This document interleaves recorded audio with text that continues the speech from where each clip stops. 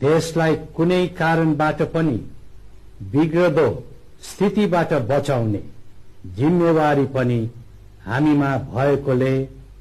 नेपाल अधिराज्यको संवैधानिक रीति स्थिति र हामीबाट प्रयोग भई आएको राजकीय सत्ताको प्रयोग गरिबक्सी नेपाल अधिराज्यको संविधान 2047 को मर्म र भावना अनुरूप संविधानको धारा 27 को उपधारा 3 लाई समेत विचार गरी देशमा शान्ति सुरक्षाको पुनर्स्थापना तथा प्रजातान्त्रिक व्यवस्थालाई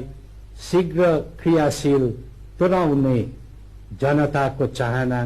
पूरा गर्न हामीबाट वर्तमान मन्त्री परिषद